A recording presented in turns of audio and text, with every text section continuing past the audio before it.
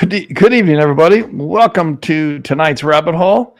I'm Joe Slick, your host, and I have with me Canuck, my cohort and man at arms of whatever we're doing in this discussion. And for those people over on the other channel here, the full screen, there we go.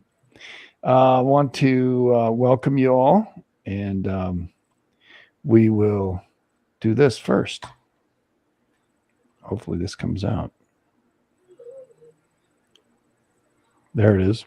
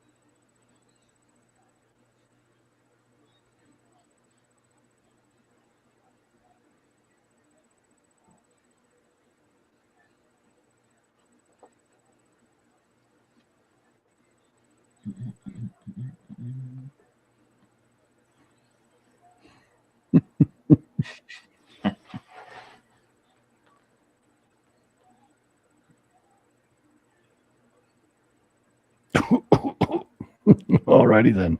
Hey, welcome everybody. Welcome. Joe Slick, and I've got Canuck here with me. Luke, his birthday was yesterday, and he was out there on the lake today fishing in a Canuck smog that was filling his lungs. Probably better than his cigarettes, but all those fires you have up there in Canuck land. Yeah. Pretty hazy where he's at. Smoke hasn't gotten here yet, but it's supposed to be by this week, I guess. By the weekend, yeah. Well, pretty bad up in the Dakotas and also over there in Michigan where Kitty Cat is. And so tonight's discussion, Axial Seamount of Oregon along the edge of the Juan de Fuca. Am I correct? Yep. It's the western edge. I'm not real sure if it's connected to the Juan de Fuca or if it just so happens to be there. It's also called a hot spot. Am I incorrect? Well, it's on the spreading ridge, but it's also the Cobb Eichelberg Seamount chain too, which goes all the way to Alaska. In other words, the Texas liniment. Because it's all the same thing. Yeah, the one of the portions up there, right? Yeah. Well, I have the Texas limit on the Blanco fracture. I don't have it that far north. But, well, if it's wide, it would include axial too, which I think it does. Because that seamount chain is the same one I follow for the Texas liniment. Because it's the next one it's the next one over from the Bowie Seamount chain, which is the one that goes one goes west of Kodiak Island, the Cobb Eichelberg Seamount chain, and then the Kodak Bowie Seamount chain is the one that goes to the east of Kodiak Island, which is basically the next right. over, seamount chain over. Hey, Calmness, nice to see you, sister. Love you. But it's going to talk about that when we do the wiki anyway. Okay, good. So go ahead. Where do you want to start, buddy? I'm just going to put the wiki in on for Axial Seamount first. We're not going to talk about everything in there, but do we have a nice color visual, or do I need to put on? Yeah, there's ones in that, and that I have other studies we're going to go over later that have way better visuals.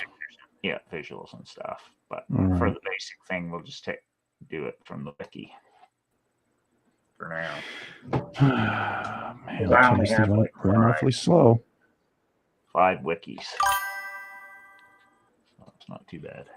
That's same as what we did the last episode. Well, that's okay.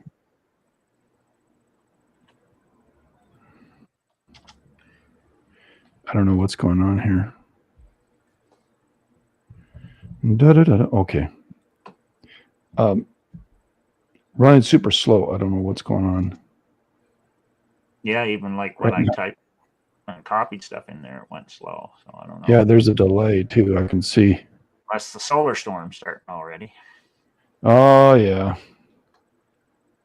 Okay, it didn't really give me a great image, but they're tectonic setting. I'll share this.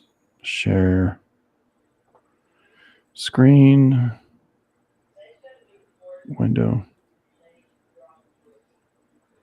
About something. She's yelling about something. Yeah, what it is. She's funny. There you go, bud. So go ahead and talk about it. Here's the Blanco zone. I consider that the Texas liniment, the angle of the Texas liniment.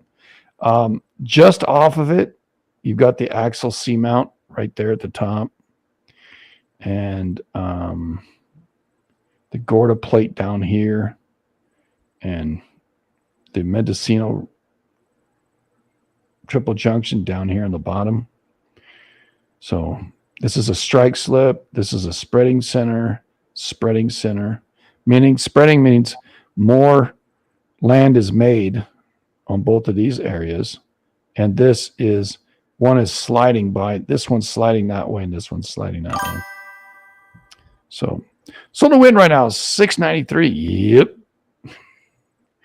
Yeah. Let me see here. It was going up there an hour or so ago. Let me see here. Yeah, 693. Protons are only 2.46 per cubic centimeter. We've had a C4 and an M4 flare in the last 24 hours. We had an M8 as well. G4 class geomagnetic storms happening on June 1st. That's tomorrow. And we saw Tamitha's report tonight. There were more than one event that took place, and we can talk about that another time. But let's get right back into the axial seamount. There we go. So I'm just going to read the first couple paragraphs here. Yeah, explain what it is where we're at. The North American plate. Now, we've been talking about the North American plate, everybody, for 3 or 4 weeks, and the Pacific plate, and the Atlantic ridge, and the different ridges or different. In their motorbike outside. I hear it. I'm like, what the heck? We've been talking about the western edge of the North American plate as well. And so this is the western side. Axial seamount is basically where Vancouver and Washington come together. And if you go straight out, you'll run into it. The Juan de Fuca ridge is up there, as you can see, and on the map. So I hope that helps. Yeah, because it's going to describe it anyway here in the thing. So. All right. So I just described the location. Yeah. So Axial Seamount is a seamount submarine volcano and underwater shield volcano in the Pacific Ocean, located on the Juan de Fuca Ridge, approximately 480 kilometers, 298 miles west of Cannon Beach, Oregon. Standing 1,100 meters, 3,609 feet high, Axial Seamount is the youngest volcano and current eruptive center of the Cobb-Eichelberg Seamount chain. Located at the center of both a geological hotspot and a mid-ocean ridge, the seamount is geologically complex and its origins are still poorly understood. Axial Seamount is set on a long, low-lying plateau with two large rift zones trending 50 kilometers, 31 miles to the northeast and southwest of its center. The volcano features an unusual rectangular caldera, and its flanks are pockmarked by fissures, vents, sheet flows, and pit craters up to 100 meters, 328 feet deep. Its geology is further complicated by its intersection with several smaller seamounts surrounding it. Axial Seamount was first detected in the 1970s by satellite altimetry and mapped and explored by Pisces 4, DSV Alvin, and others through the 1980s. A large package of sensors was dropped on the seamount through 1992, and the new Millennium Observatory was established on its flanks in 1996. Axial Seamount received significant scientific attention following the seismic detection of a submarine eruption at the volcano in January 1998, the first time a submarine eruption had been detected and followed in situ. Subsequent cruises and analysis showed that the volcano had generated lava flows up to 13 meters, 43 feet thick, and the total eruptive volume was found to be 0.018 to 0.076 cubic kilometers. Axial Seamount erupted again in April 2011, producing a 1.6 kilometer, 1 mile wide lava flow. There was another eruption in 2015, and another is expected this year. So basically, we know pretty about the eruptions in detail since it's been monitored since the 90s. So the last three we know about: 98. All right, that's pretty cool. Now I want to stop right there, and I want to kind of help people understand the different kinds of volcanoes, because there are several kinds of volcanoes. There's cinder cone, there's composite volcanoes, there's shield volcanoes, which the Axial Seamount is, and lava domes. There's stratovolcanoes, there's volcanic domes, there's cinder cones, shield volcanoes. I got an image here that I can share with you. Just wanted to show you. This is a shield volcano. It's kind of spread out, and it's more of like a kind of like a dome shaped. Stratovolcanoes are like what we think of volcanoes. They're very large and they go way, way up. Stratovolcanoes are a composite volcano, alternate explosive lava eruptions with emissions of pyroclastic products, ash, and rocks.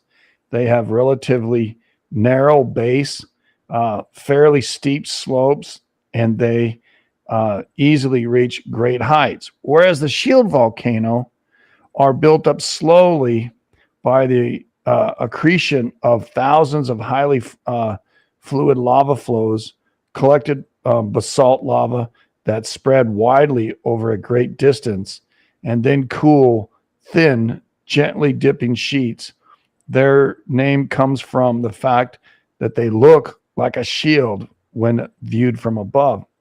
Lava domes are also lava domes formed relatively small bulbous masses of lava, too viscous to flow any great distance. That means when the magma comes out, the lava comes out, it's too thick. It doesn't go very far. So it stays right there. And around its vent and a dome, they don't just go any further. As it grows, the outer surface cools and hardens and then shatters, splitting loose fragments down along its slides. Now, cinder cones is another type of volcano. It's simply type of volcano characterized by short eruptions that generally release only pyroclastic products.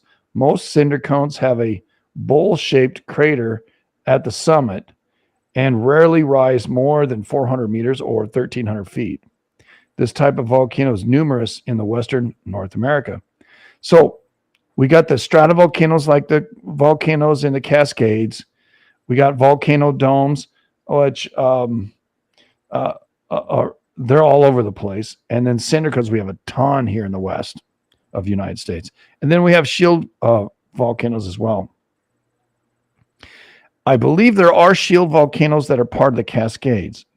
But when we look, and the Cascades are the mountainous region that goes from British Columbia all the way down into California along semi the coast. And we're talking about that generalized area right now. Roughly about 1,500 active volcanoes around the world. 50 to 70 of them explode every year. And about 20 do that every day. So I wanted to just kind of throw that piece out there because when we're talking about the seamount, you got to kind of have a visual where it's a dome, and it has of course where it's oblong as well, which is kind of unusual. That would suggest that the whole entire area is part of the same system, and it's along this crack or the Juan de Fuca Ridge, where it's where magma's rising up and it's spreading one direction and another. And being part of that seamount is kind of a unique situation. And I think, because it's both on the spreading ridge, but it's also a hotspot track too. Yeah, which is unique, much like Yellowstone is was along the edge too. Yeah, it's not a super volcano. Correct. You read all the studies that describe it; they're saying it's like Kilauea, Mauna Loa, or Louis. Louis. So it's more like not very viscous. So it's not basalt. It's more silica based, kind of. It's runny. Yeah, and when it erupts, it erupts at its summit, but it also erupts in the rift zones, same as Kilauea. Right. It's just that they're all underwater. So it's like a bubble rising to the surface, and then it looks for the easiest way out.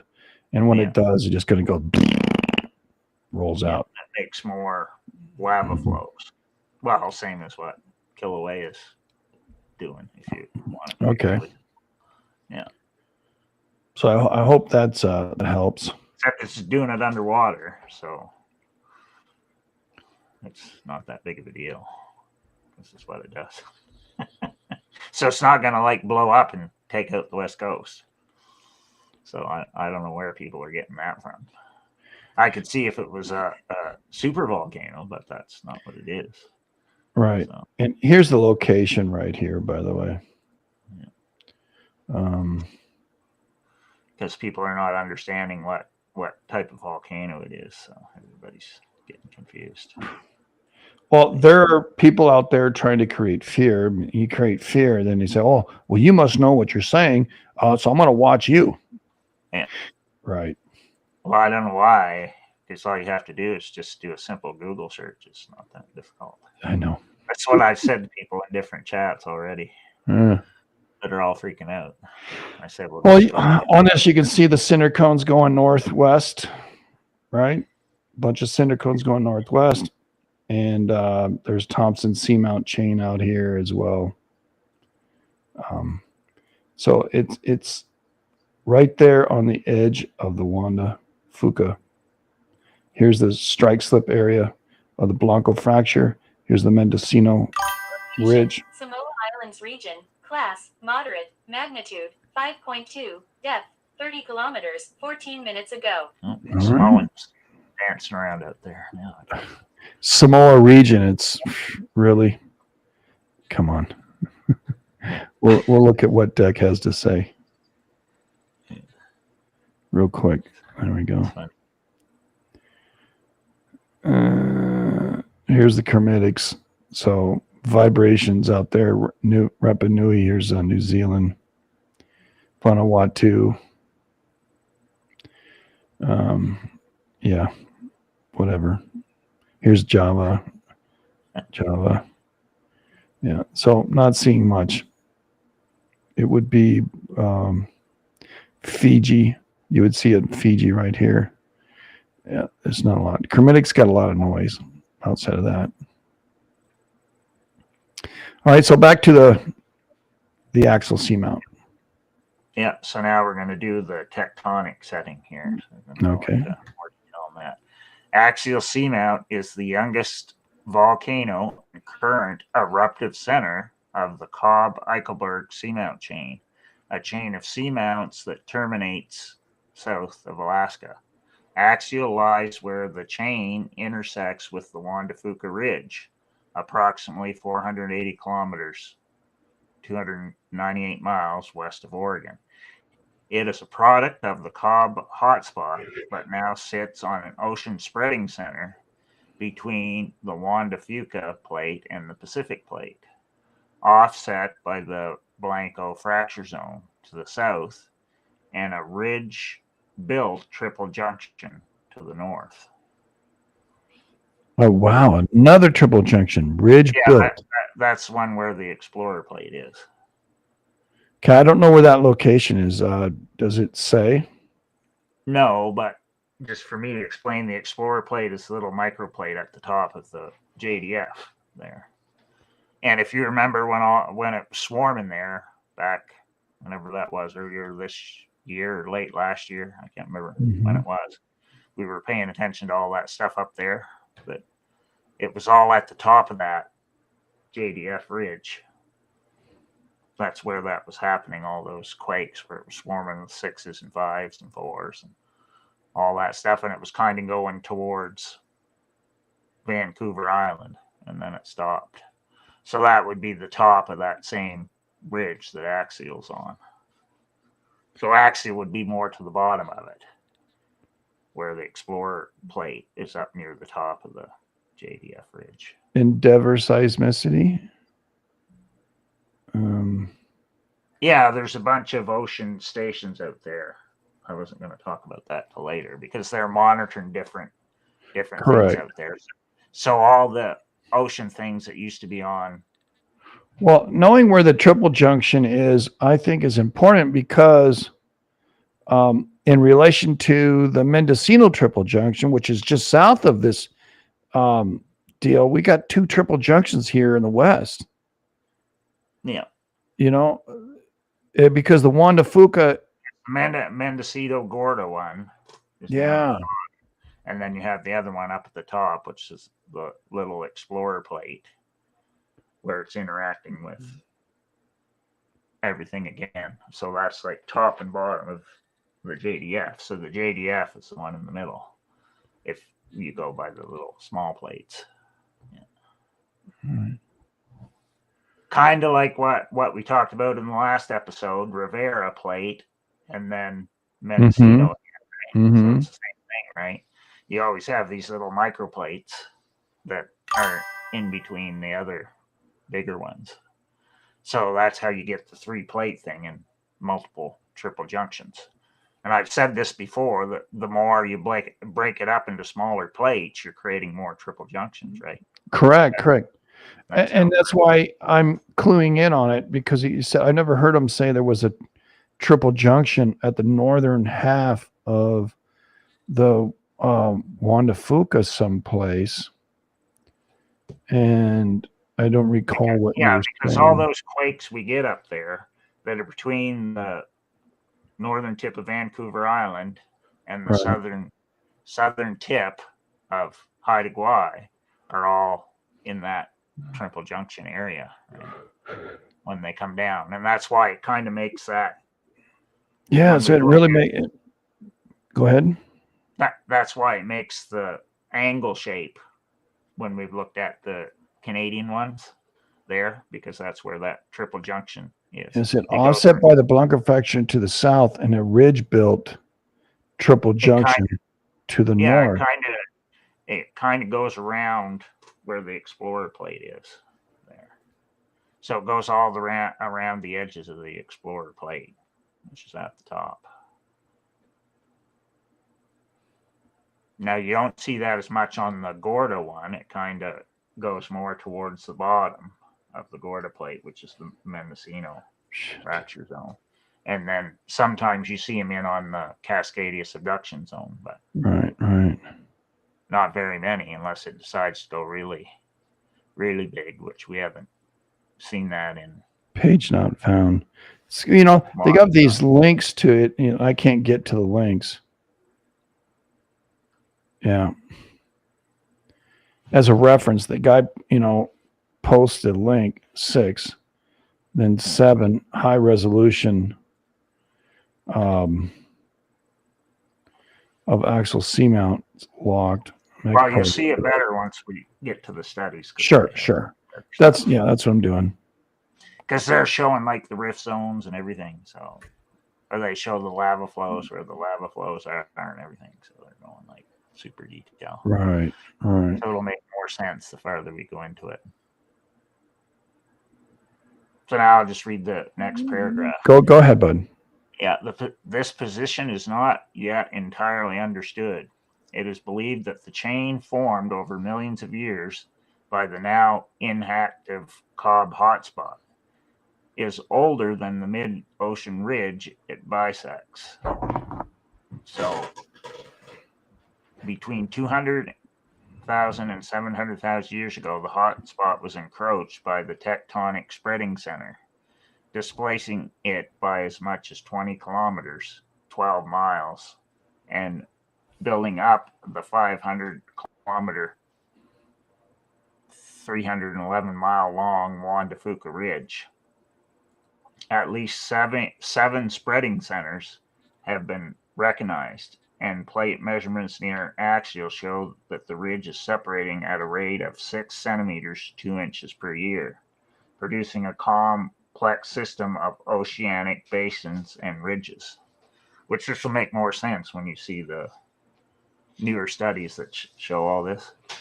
Because right now we're just not seeing it with the basic things. However, some scientists have questioned this theory, pointing out that the high density of the chains overlapping seamounts is incompatible with such an origin, as a hotspot would form a well-organized, widely spaced chain.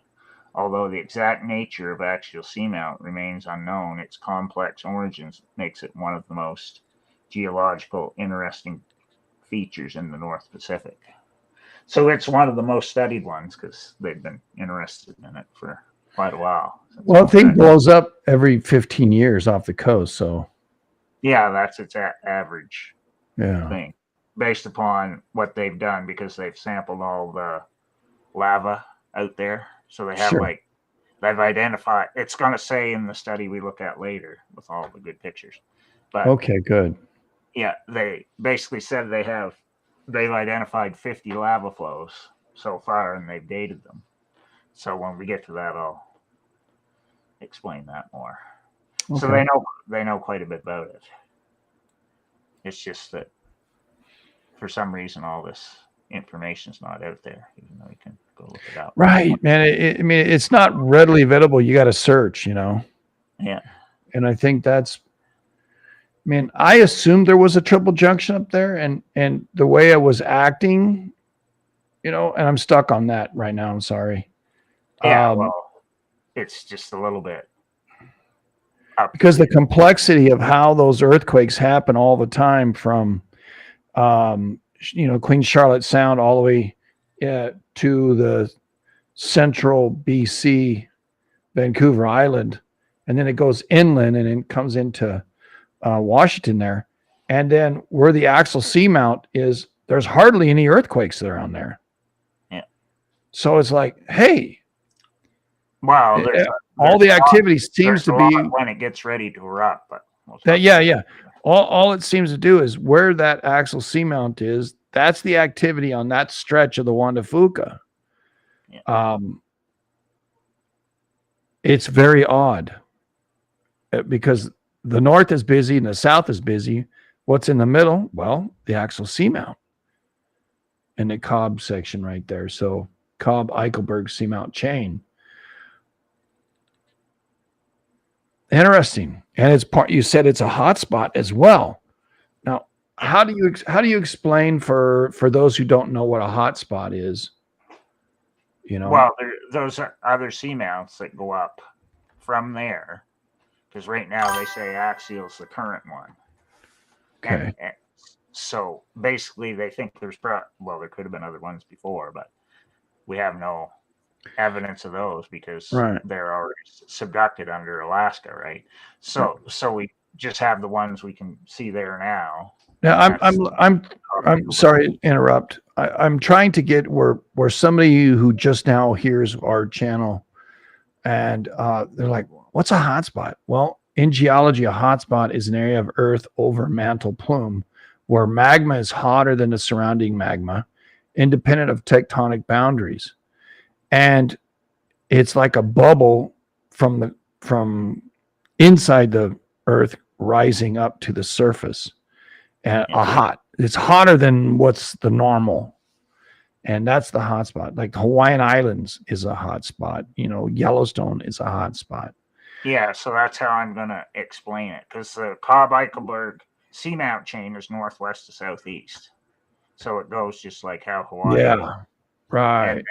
And then the Kodiak-Bowie seamount chain is northwest to southeast too, which is the next one up.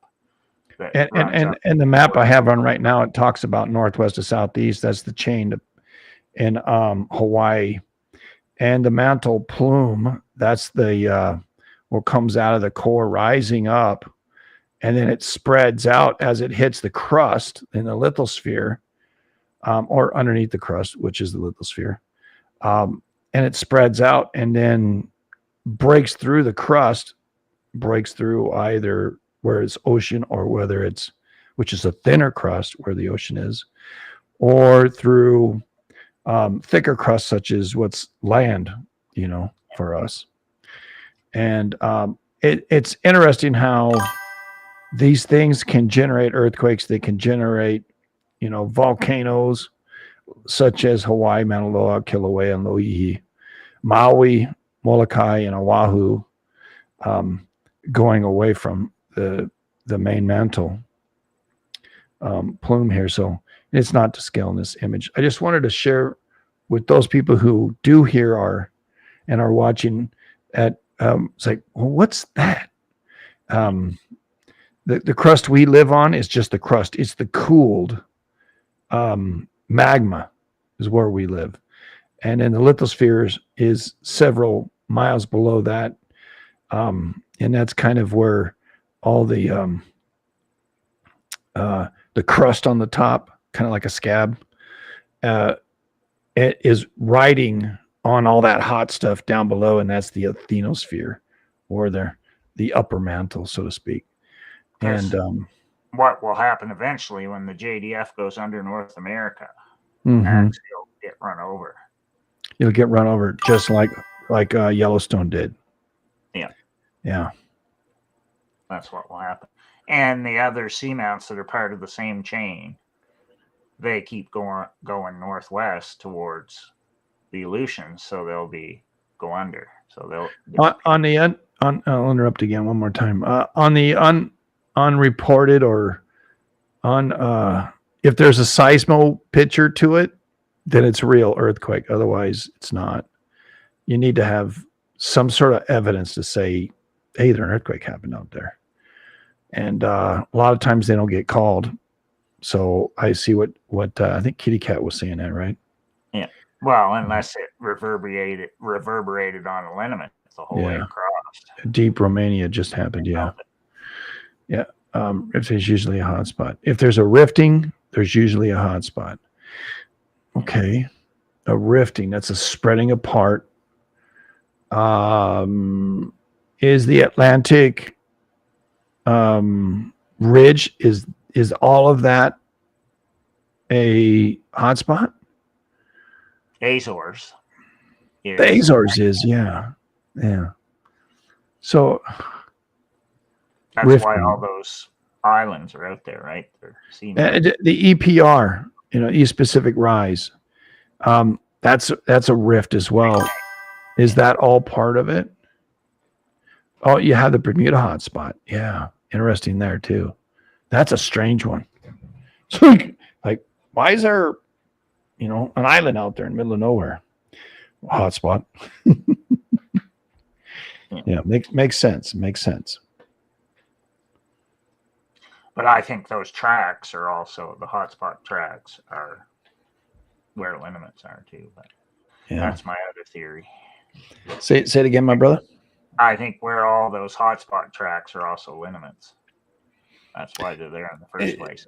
And if you went back far enough in time and reconstructed how the plates were, you could probably find a trail of seamounts going on the whole way around the world. Because every one I've tried to do, I go back so far and try and find traces till it runs out. Mm-hmm. And it's usually at a subduction zone where you can't track it anymore, right? Because it's gone under. It's gone under. And you can sometimes find evidence of a little bit inland on whatever place it is that you're following it. But at some point it stopped burning through for whatever reason, probably because the crust was too thick or whatever. Or if it did burn through, you can't find evidence of it now because it's gone back enough far in time that it's been all eroded, so you can't find it. Mm-hmm. Because I've tried to do this with a whole bunch of different ones that I've identified just to see if I can find volcanics along it or mystery volcanics. And I usually do whenever I identify one of these liniment lines that I'm doing with quakes and wildfires and volcanoes and where all the asteroids hit, because they all tend to match the same lines. But that's a whole other rabbit hole story. Well, if an asteroid hits the Earth and it makes a hole, which, or is it attracted to the liniment lines in the first place? That's what I think. So that's what it attracts to, and that's what it hits. So that's what, even like though when are you saying like a tractor beam? Well, I don't think it's tractor beam. It's because it's all magnetic, right? Like a tractor beam, yeah. Yeah, because the asteroids have a magnetic field now. Well, they say every space rock has a magnetic field. So it's somehow interacting with the Earth's magnetic field. And once it gets close enough, that's probably what brings it in, makes it smash. Well, this is interesting. Back to the axial seamount. It says the axial seamount is the youngest seamount in the Eichelberg seamount chain. That's pretty interesting. The Brown Bear is seamount, the second youngest seamount in the Cobb-Eichelberg chain. It is northwest of the axial seamount, and it's a small ridge, the depth of 1,400 meters. The Cobb seamount rises 2,700 meters above the basin, and it stops within 37 meters of the ocean surface. So if your ship has a deeper draw than 37 meters, you're in a lot of hurt. So just 100 kilometers northwest of the hot spot, the seamount is at least 3.3 million years old. That's the same age as the Cascades, everybody. 3.3. That's when they rose up. They were there, but they rose up. Like I said, some of them are shield volcanoes, and not the massive like Rainier and the like. Those are, the larger volcanoes, stratovolcanoes. Patterson Seamount, it's about 33 million years old, so it's an older one. Yeah, the further you get away from it, it's older. The older. All right. Northwest to southeast, much like the Hawaiian chain. Northwest to southeast. Yeah, if you do the Kodiak Bowie Seamount chain. Yeah. So the Kodiak Seamount out there is the one that's closest to subducting.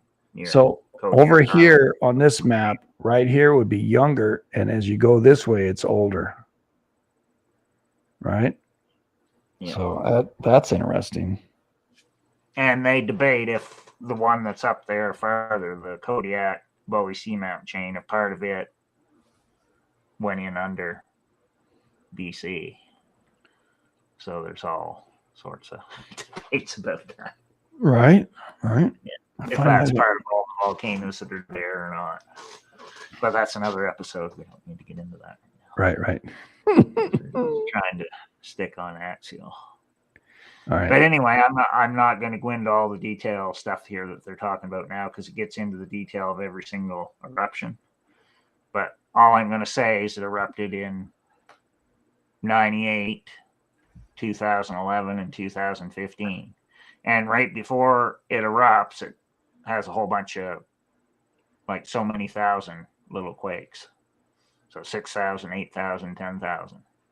So they know that's what it does from the last 3 eruptions.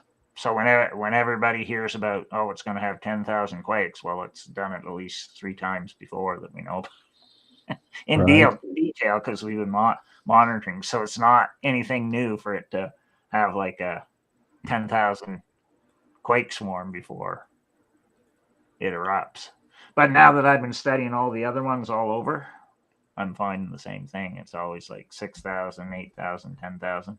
Because I've been studying the Reykjanes ones there right off the tip of Iceland, and it's the same thing. Mm-hmm. So it seems like whenever those volcanoes erupt that are on a spreading ridge, that's what it does. So it always has like a whole bunch of quakes that you detect that they may reach a 5, maybe, if it gets really crazy, or maybe a 6, depending on where it is. Okay. It may even reach a 7, because it does in Fjornis fracture zone there, North Iceland.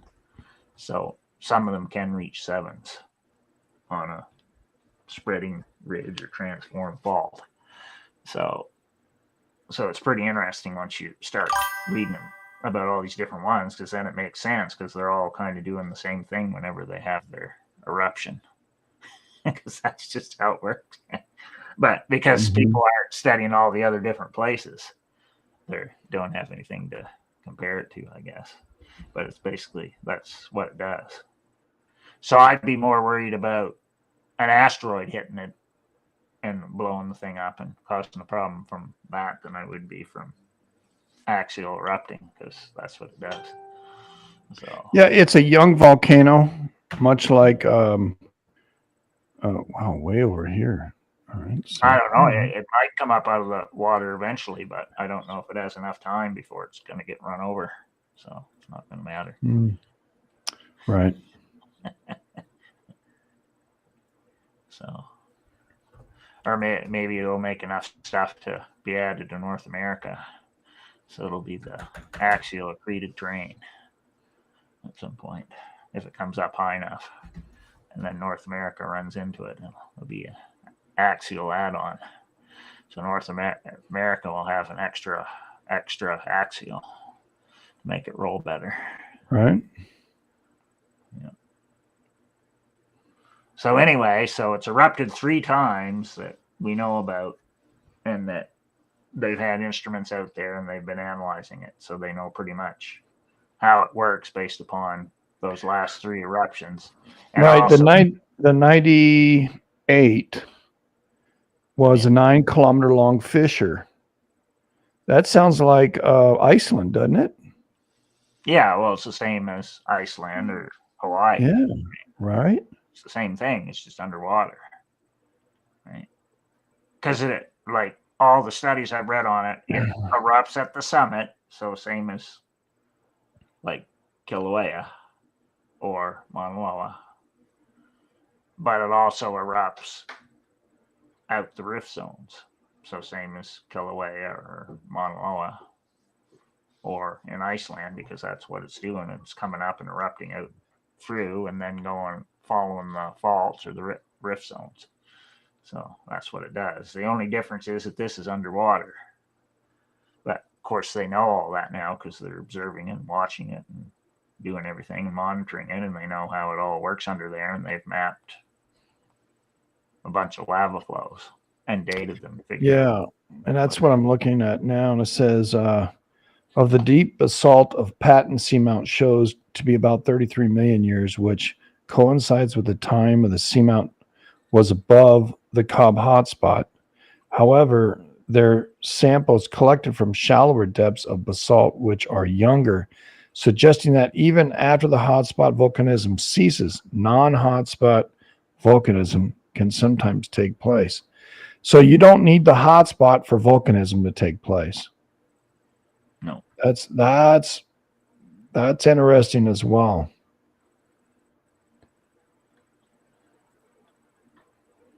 Yeah, Patton is way up there, all the way down to Cobb and Brown Bear, right?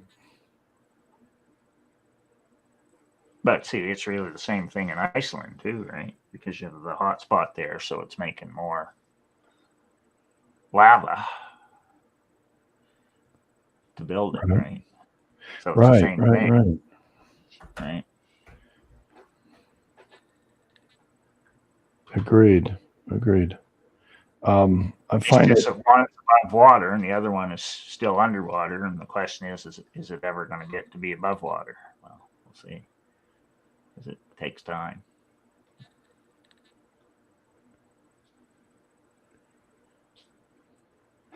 Yeah, I find it really interesting. This the dates are pretty far out. Yeah. So now we're going to skip over all that other stuff that's in the wiki, and I'm going to start with like the 2015 eruption because it has like cool maps. Okay, cool. They're not very long, yeah. So we're going to now that I know where this whole thing is here, it's going to make more sense once we see the fancy pictures that are not super complicated. Excuse me. So I'm putting in the next. I tend to complicate things because I get on a tangent. You know, that's what rabbit hole means. You get a rabbit hole. Yeah. So this one I put in is about the 2015 eruption, but it has like maps showing where all the lava flows are and all that. It shows how it works. So it made more sense once I looked at that one. Let you get it up there. I have it up. Yeah. Northern Rift. It talks about like how they're monitoring it and stuff, and this is talking about the flows that they did and mapped it in 2015 or a little bit after. Yeah, I read where after the flow happens, the lava eruption happens, the actual volcano dropped last time 3 meters. That's 9 feet. So if the whole thing dropped 9 feet, it's got to fill up again. And I think it's infilling now is what. Yeah, it's lifting up now because they have stuff down there to monitor it, so they know that's what it's doing. So that's why they pretty much think it's going to erupt this year based upon how it's. Well, it's the same as us watching it in Hawaii or in Iceland, right? They're monitoring it the same way, so they know if it's lifting up. Sure. And it's getting ready. It's the same thing, right? Mm-hmm. And they have all these different monitoring stations down there monitoring it.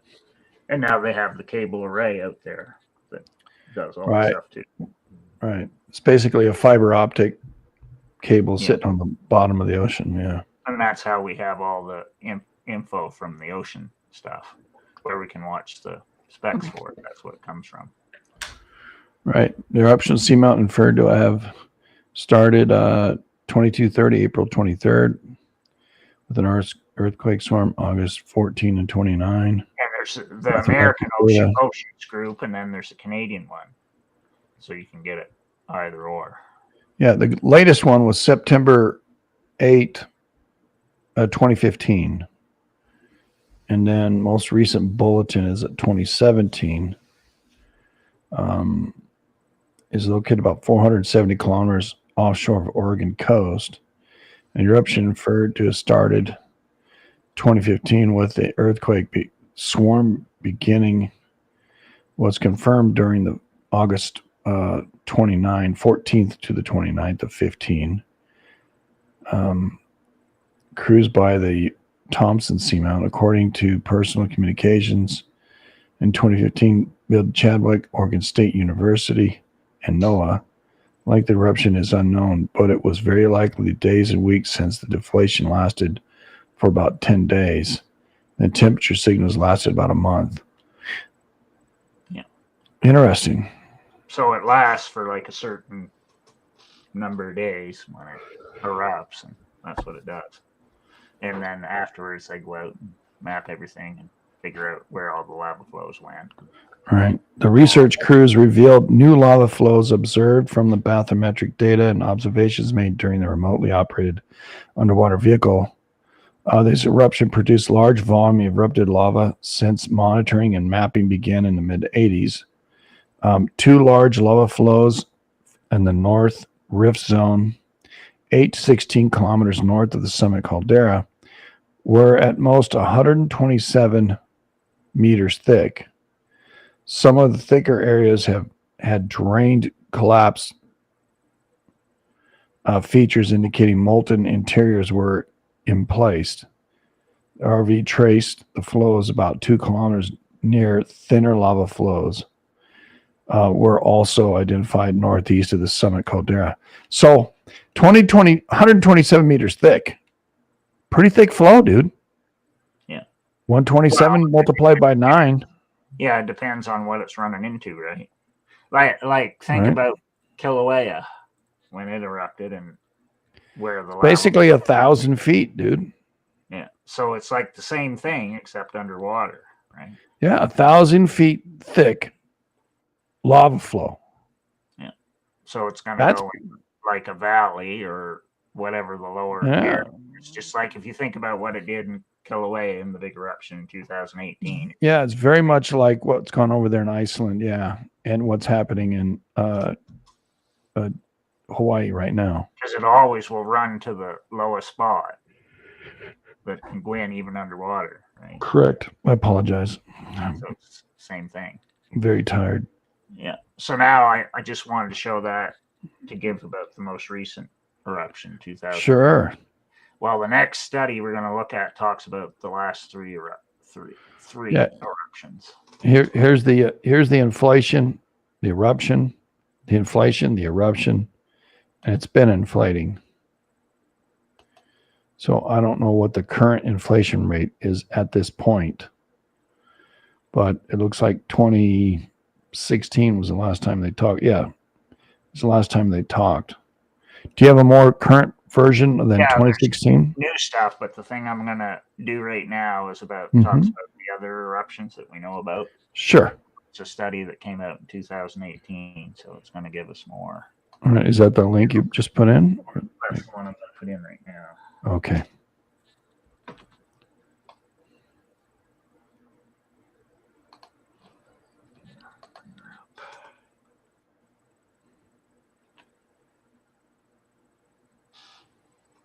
And this one is like super detailed, so it's going to give information. Right on. It's from the Advanced Earth and Space Sciences article written. It's an open access written by David Clogg, Jennifer Padwan, and Brian Dreyer. I think that name sounds familiar. William Chadwick, Kenneth R. Rubin, Michael Perfit, Allison Fundas. So what they talk about in this, they go into the chemical variations on each of the eruptions.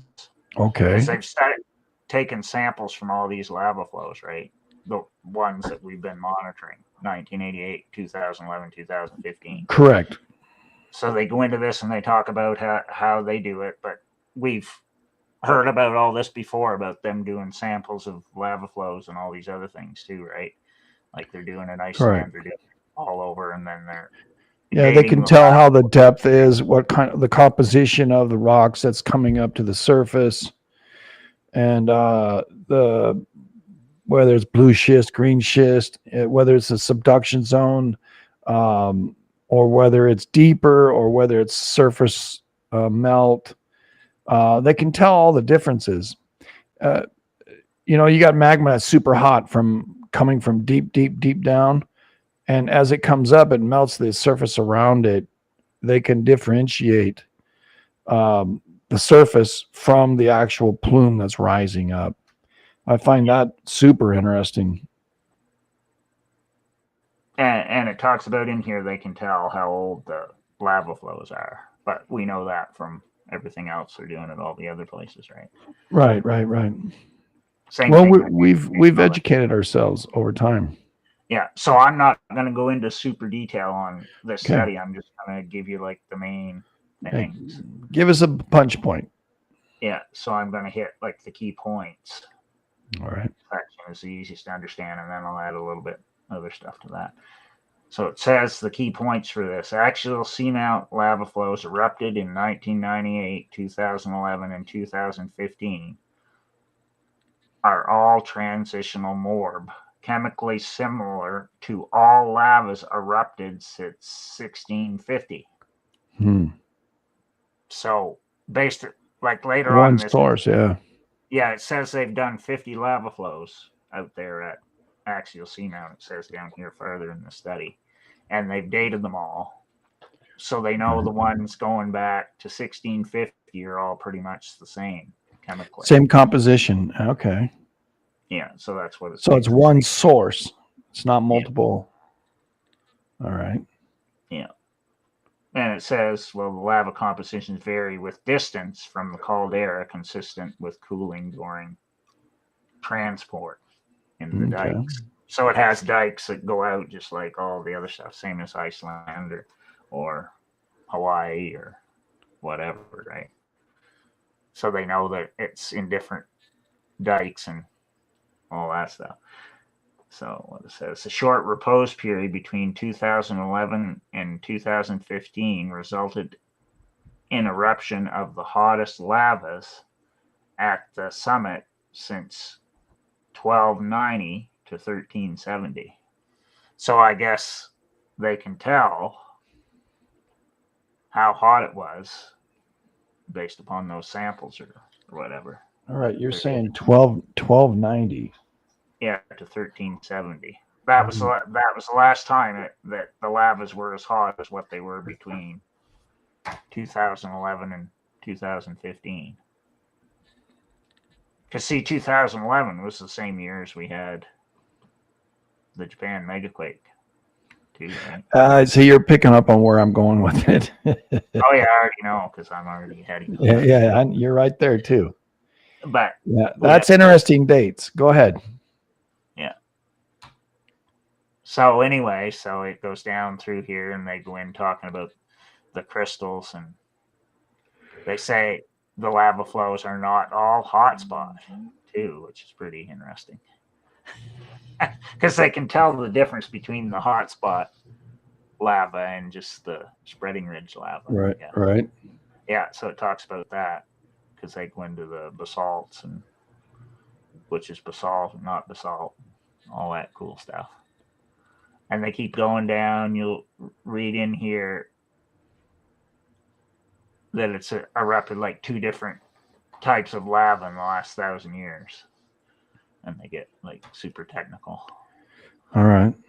But as you go down, it shows like they're given more maps and like where they took the samples from and what they were going in on. But basically, they said they've identified 50 different lava flows going way back in time. That's what I'm looking for on this article. I'm seeing 2013, 2016, 2017, 2012. Yeah. So this one came out study in 2018. I imagine there's probably other ones since. I just didn't look at those because I wanted ones that had all 3 eruptions in it. 750 to 950. I see another one. Yeah. Because this one, they said, like you get down farther in it says they basically, from the things I identified from this one, they go back 1,600 years for sure. So they know it's been doing the same thing for 1,600 years. Yeah, I wonder what the intervals are that they're seeing. Large eruption intervals. Did you catch anything about that? Well, I've read in other studies they said they basically know that it erupts every 10 to 15 years. Yeah, I thought I got the 15-year mark. I'm wondering, because they can tell if it's the plume or if it's just, magma rising up due to the spreading ridge. I wonder if the eruptions are concurrent or if there's a time change, between the two, the reoccurrence of the plume erupting versus the reoccurrence of the spreading ridge eruptions. Well, I think it's the same thing in Iceland that they're debating, right? Yeah. From the hot spot, or is it just from? Yeah, and you know where I'm going with it because we had a 1700s, a big day. Or is it both? And how long before or after was it the plume or was it the spreading ridge that may coincide with the 1700 date? And a 1700 date, for those who don't know, that's the last time there was a 9 along the coast of Washington, Oregon, and California. Yeah.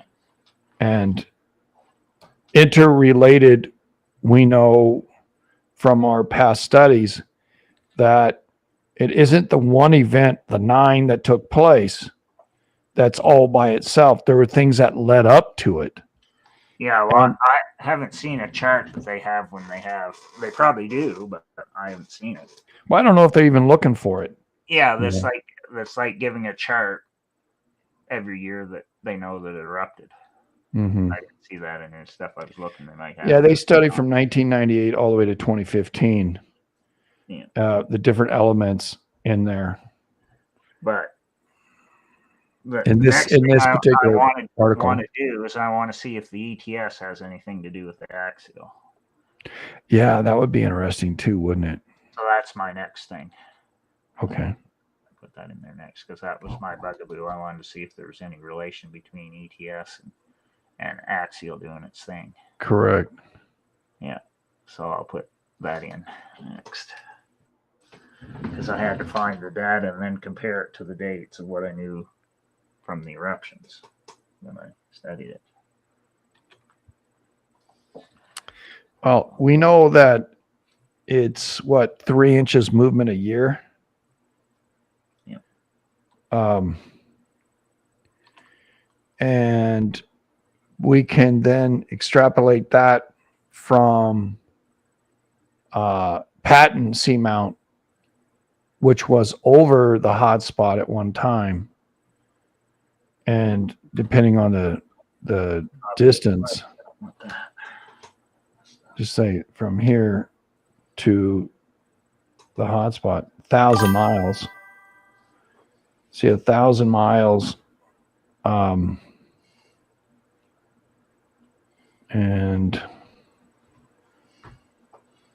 how do I do that? So I want to find out if it's moving 3 inches a year. Because we'll get bogged down for half an hour. No, I know while you're looking something up. Yeah. So if it went 1,000 miles, so I need to say 1 miles divided. Because we don't know if it's always been moving at that rate. We don't know how many other seamounts. Right. No, I'm just talking about Patton, which is on the other side. Patton has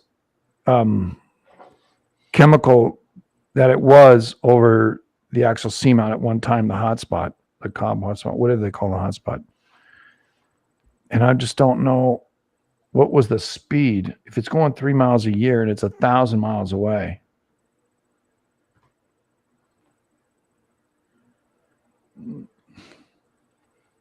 Yeah, it's 1,000 miles away.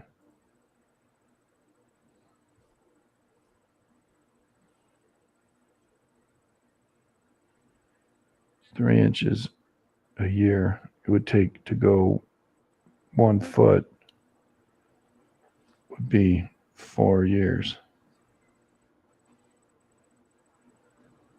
for 1 foot. But it's moving at different rates depending on. I'm just saying the average. Okay, I know that. Like we don't know that if it was on the Pacific Plate before, that there could be. It may make if you could track the seamounts, it may be just like the Hawaii Emperor seamount chain. It's just we can't see it because it's gone under already. Mm-hmm. So it may make like the same angle arrow like what Emperor seamount chain does. We don't know. It's just we can't see it because it's already subducted up at the Aleutians. Right. So that hot spot could have been going for ever.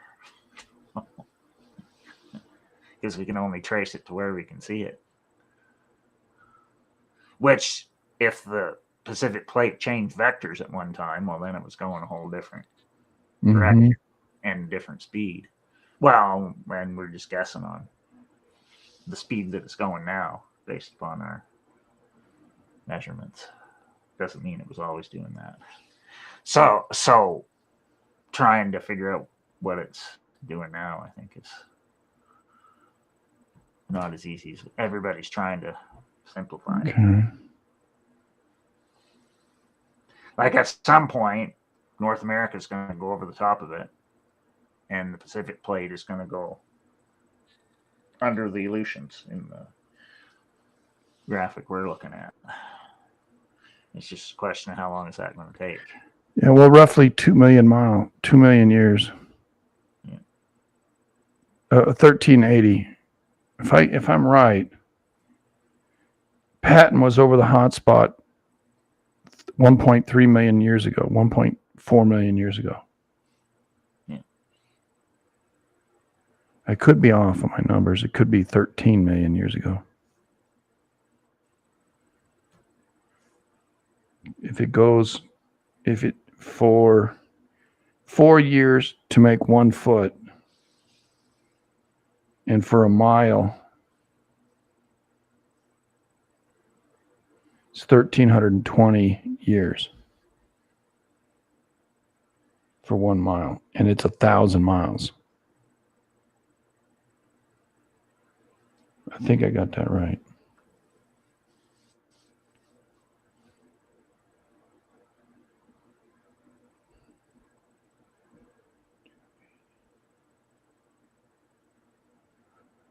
Yeah. It's 1,320. 1,320 years to get to 1 mile. And we have 1,000 miles. You multiply that by 1,000, right? Yeah. 1,320 multiplied by 1,000. That's 320,000. What? Yeah, That's and right. they're basing it upon what the spreading ridge is doing now, but that doesn't mean it was always doing that. Yeah, 1.1320. Yeah, because there's some years it will move 6 inches, and then there's other years it won't move at all. Yeah. But on average, it's 1.3 million years. Pretty darn quick to move 1,000 miles in 2,000 years. That's pretty amazing. Yeah, well, it just depends on the rate that it's spreading, I guess, depending on where you are. I mean, every rate is different depending on which one you're looking at, pretty much. Well, 3 inches is 1 foot. I mean, 3 times 4 is 12. So it takes 4 years to go 1 foot. Yeah. Then you divide that 4 into 5,280. It's 1,320. Then you want to say, well, what about 1,000 miles? Well, that's 1,320,000. Yeah. Right? But I don't know what Gord is doing, if it's the same or different. Yeah. I mean, that Pacific Plate's kicking ass. It's moving. Yeah. And some places I thought it was moving 7 inches a year. I don't know what. Well, the debate is about the Explorer Plate is they're saying it's already accreted to North America. So it's not moving. It's already clamped on. Yeah. Like JDF is still spreading and Gorda is still spreading. So right. We don't know where the others are. Those are all figments of our imagination for right now. Yeah. But if it's, how many times did the Cascades 9.0 or whatever happen in the last 1.3 million years? Well, we don't know that. They only have it for 10,000 years. Right. Well, they can say, well, on average, it goes what? Every 400 years? They're assuming in the Cascadia things for 10,000 years, they think they're doing both full eruptions and partial, or full ruptures and partial ruptures. So anything above 8. Right. And that happens every 400 years, right? Well, no, because now they're including if you look at the latest one for 2025, it's up to, I can't remember, it's 41 or 43 quakes above 8 and above. Okay. In the last 10,000 years. So now they have the recurrence rate for it to have an 8, which could be a partial. So for 10,000 years, 10,000 years, how many eruptions have happened, or how many breaks? It works out now that the recurrence rate is 243. That's the latest. 243 recurrence. Yeah. Because they've added more quakes in as they figured out other ones with other turbidites on land that they've used to compare with the ones offshore. Right. So and they're going into lakes too and all that. Yeah. Yeah. So I think they're up to like 43 now that they've determined that there's been 8s there that could be partial either at the top or the bottom. Because the newest thing is they think it got about 42 times it erupted in the last 10,000 years. Yeah. So Cascade has gone off 42 times in the last 10,000 years. No, it's either, I can't remember, 42, 43, something like that. Yeah. The latest one is, yeah. So that's with 8s or 9s. And now they're debating. At first, they thought it could only go low 8s down at the bottom. But now there's debate that, because there's some tsunami deposits that are up on Vancouver Island up here that don't match the ones for Cascadia. So now they're thinking that maybe the top can get 8s, or it was like another tsunami that came from Haida Gwaii or some other place that came in there and made a tsunami deposit. So then it may not be from Cascadia. Japan's tsunamis can affect here on our coast as well. Alaskan tsunamis can affect us here as we know already. Yeah. But if they're saying 243 years, shit, we're well past that now, right? Yeah, that's for we're 325 years right now. Yeah. So right now it's like way overdue. My rabbit hole with this is to dig down to see if there's a correlation between this axial seamount and a Cascades erupting, not eruptions, not volcanically, but earthquakes, that 9.0 plus, or even an 8.5. Yeah, well, if I had a chart where they were showing when it erupted, if they had all the lava flows marked in a chart, but I haven't seen that yet, well, then I could take it and compare it with it may not exist yet, right? Well, I couldn't find any, so.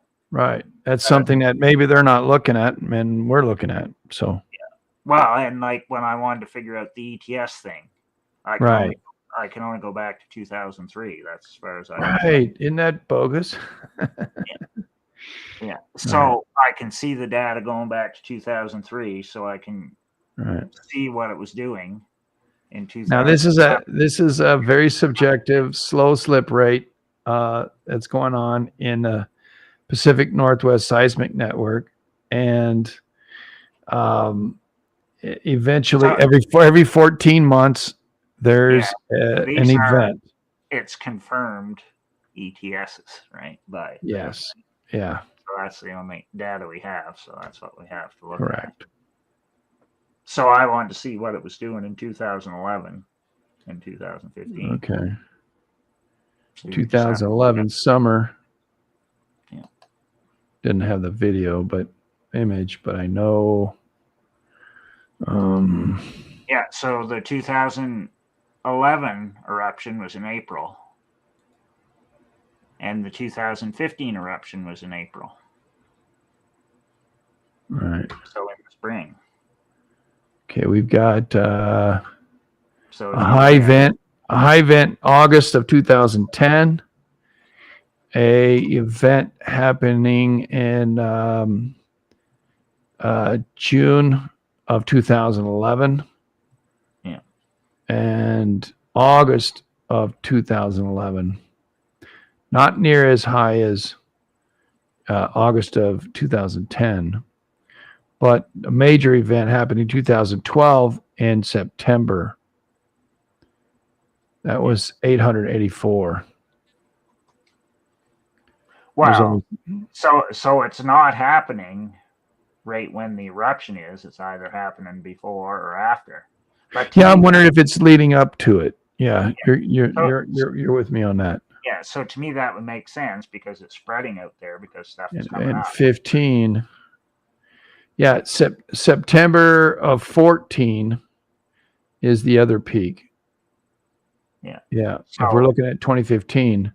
So that has the ETS before it and after it, but not during it. But I know people now that are trying to say because they think it's ETSing out there right now, which that's never been really confirmed yet. It's not confirmed. No, it's not ETS event right now. It's not. Yeah. So it looks like by the stuff we have data for. We did have it in this month. It did ETS, but it didn't do a strong one. Yeah. It went almost the 10 days, but it stopped. It might do it before and after, but it doesn't appear that it's doing it at the same time. Correct. Data that we're looking at, and that's all we have to go off. I have no clue what it's doing. And looking at the chart above, the 14-month thing, that's really hard to follow because I don't see a set pattern. And sometimes it's more to the top, and other times it's down below. So it just depends. And specifically on these ones here, they're talking on Vancouver Island and Seattle, Washington, Olympia. So the ETS is a vibration that happens here and up in here in Victoria, and it splits. It goes that way and it goes south. And it's a whole vibration. Scientists today believe that it will be during an ETS event that the next major eruption or major break in the plate that would create a 9+ earthquake will be during an ETS event. But we only have 22 years or 23 years. Of data. Yeah. So. And it hasn't happened in any one of these times. No, not yet.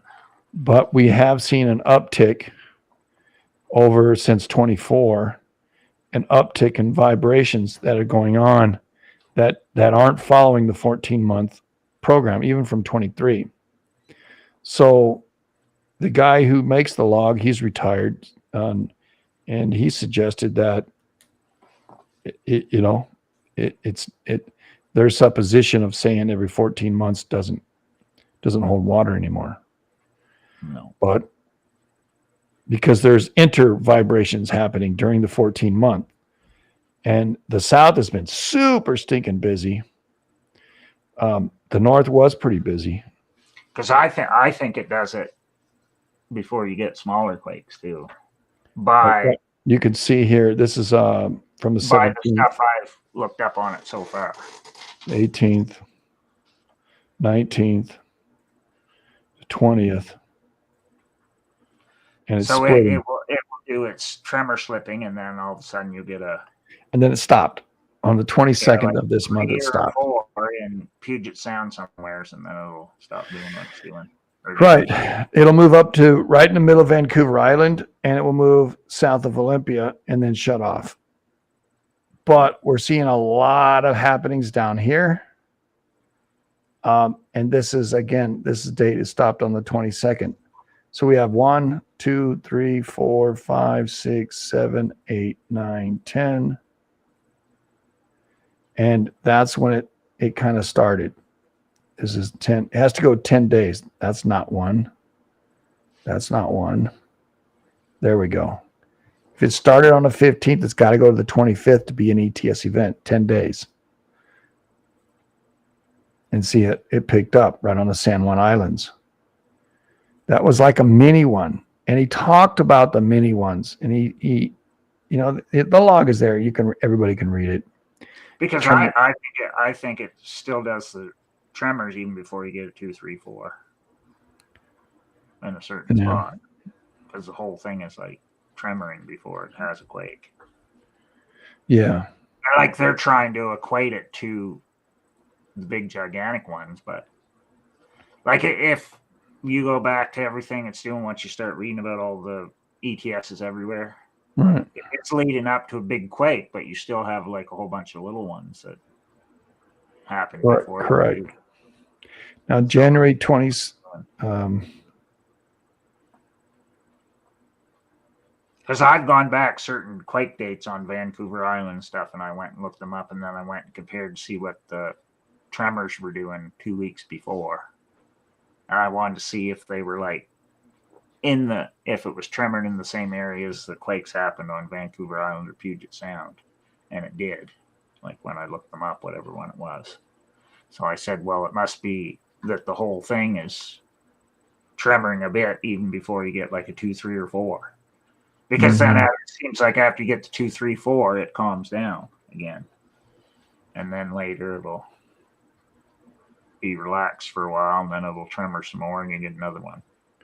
Somewhere. Right. 2, 3, 4, 5, 6. Because I started doing it with bigger ones off Vancouver Island because I wanted to see if the ETS went up to Vancouver Island before there was like a 6 or whatever off. Right. Right. If there was something happening in the south or in the north or on the east coast, like the Atlantic Ridge pushing. And there usually was, but it was like tremoring down at the bottom, but also at the top too. And if you went back like 2 weeks, you could see that it was tremoring all along it, but not all at the same time. So it was, the whole thing was acting up over a period of time. And then once you had whatever the bigger quake was, it seemed to calm down a bit after that. Because I did that with a bunch of the Vancouver Island 6s, and then I started looking up 5s, and then it got too complicated. So then I just said, well, I'll watch when there's one up there, and I'll go and look and see what the tremors are doing and see if there's any correlation. Because I've seen it do it before, and then you get like a 2 or 3 in Puget Sound, and then it stops. But that's just based upon since I've been paying attention to it. So that would be, I don't know, 2018. So what, 7 years of crap? I could go back before and like look to see what it was doing in 2012 before Haida Gwaii. It was acting up then. And other years, as long as it wasn't before 2003. So I had tremor data to compare to other quake dates to see if that's what it was doing. Like, I think they're primarily doing it to find out if there's going to be a big one. Although they should be doing it for the smaller ones too, but I don't know. Maybe they're not focusing on that. They're trying to focus on the big ones. Because if you read all the newest stuff on ETSs, all the faults are slipping. Right. They're all doing stuff. They're all having ETS. That's why they have fissures and sinkholes and landslides and everything else. Because now they're saying, because they're monitoring the faults now with the brand new satellites. Yeah, with the GPS as well, yeah. And they can see it, how much it's moved before it even quakes.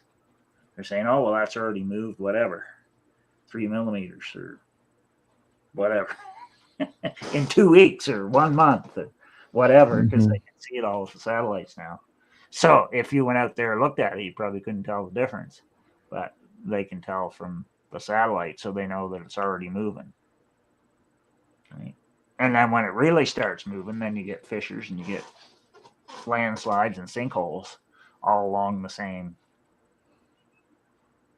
lineament or fault or whatever you want to call it. And this is all the stuff they're noticing now. So it's pretty interesting with the satellite. So if they're monitoring it for ETS, if they had instruments there that were attuned enough to get ETS, they'd probably find out every stinking fault everywhere has episodic tremor slip, because that's what it does before it does a big rip, which is the so basically what he's saying is in this region here, there's vibrations that going on of the Wanda Fuca that's diving down underneath the North American plate. It's not earthquakes. These are just vibrations of a creep that's going on. And they can hear the creep, the vibrations. In the south, it's always active, it seems. In the north, any quake that's an interplate quake that's above that subducting plate, we're getting ETS on. Well, we're monitoring it, right? And in the north, the plate that's sliding underneath is a more shallow slide. Then in the south, it's more stark. It's more like directly dropping. So I think that's part of the mechanism as well. Well, I imagine there's tremors on all of it. I agree. That's why we a lot happening down here. Yeah, a lot of vibrations happening down here. I don't even have the Cascade volcanoes in here. Yep. That's crazy. And when I started digging into this more, because I went into the earthquake side next, well, we know what happened in 2011 was the Japan megaquake in March, and it erupted in April. So see, that's like 1 month apart. And then, so I said, well, I'm going to look in 2015. What happened?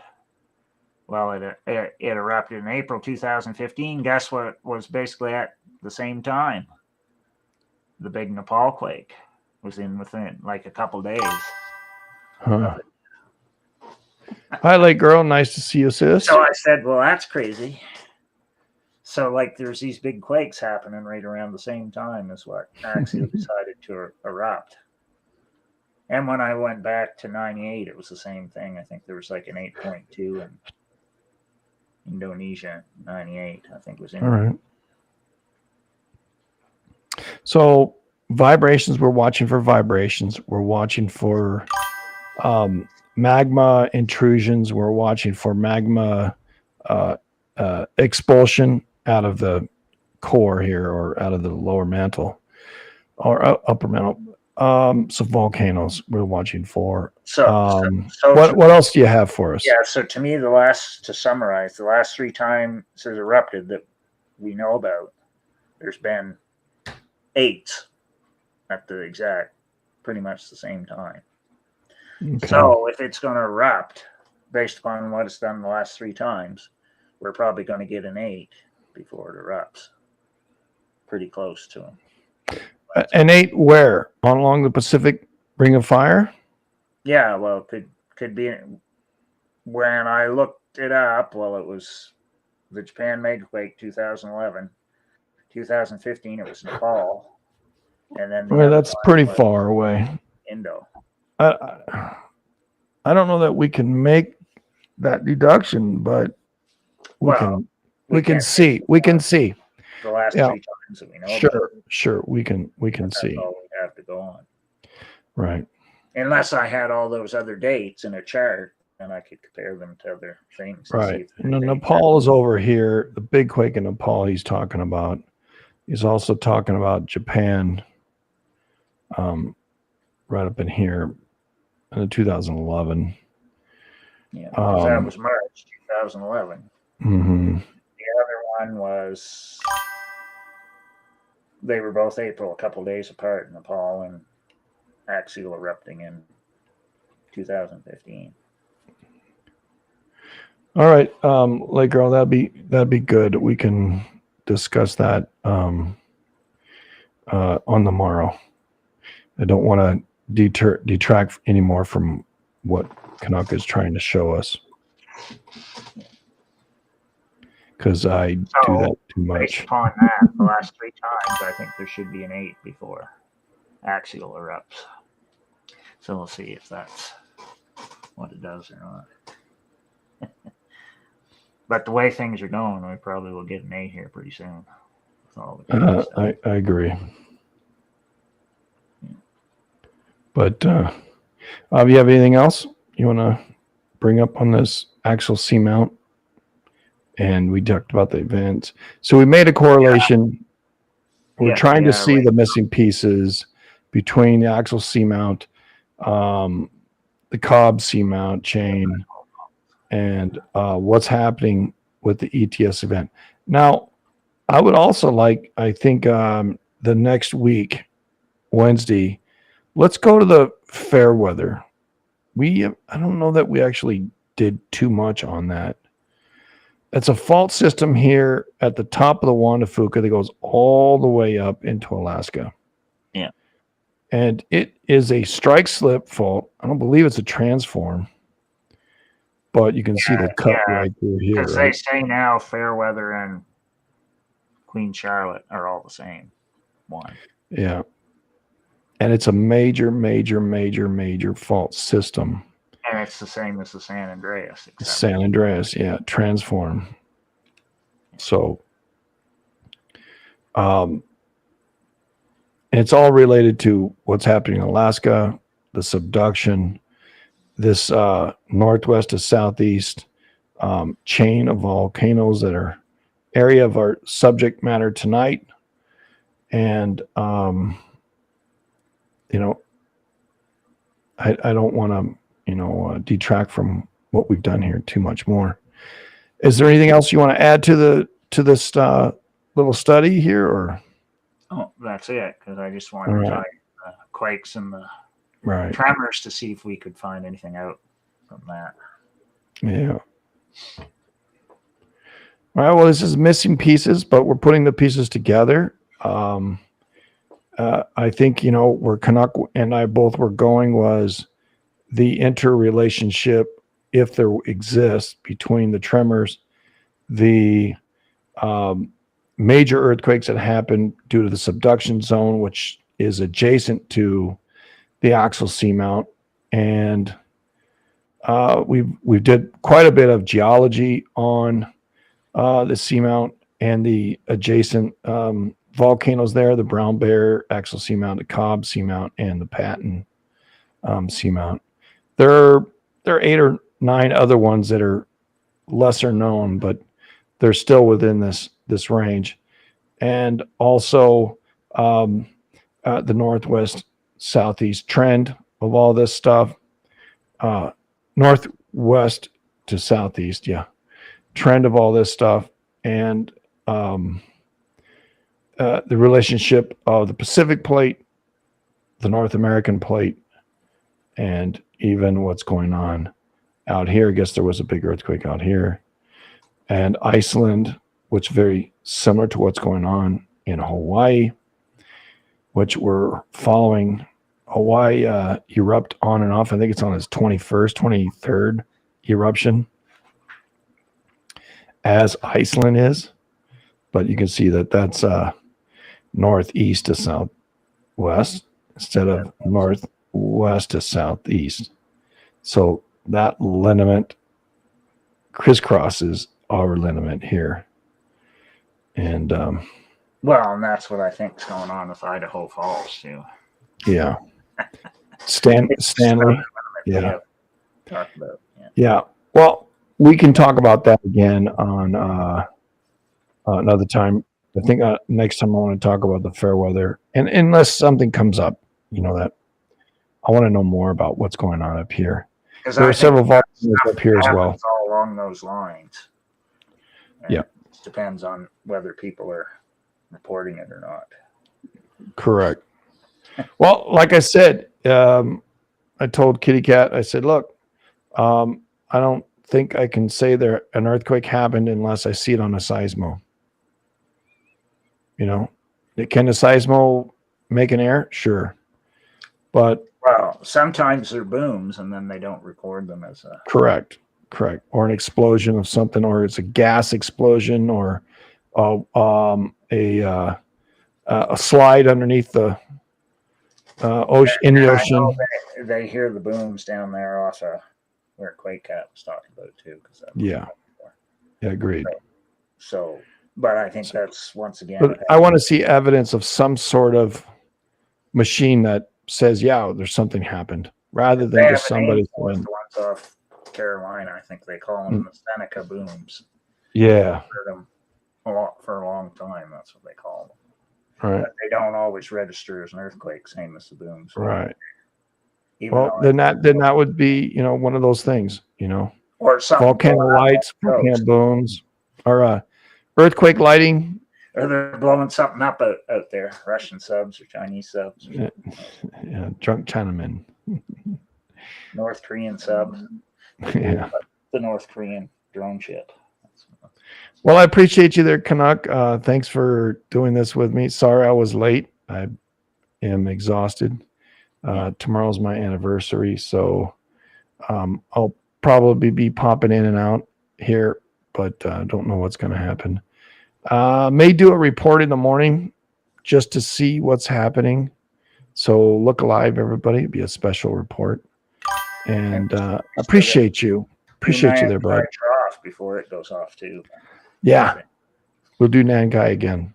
I also want to do what's up there in the Kamchatka area, because that thing goes really big as well. That goes into the 8s. So yeah, because I've been looking into see if curls and Kermidex love each other. So we'll see.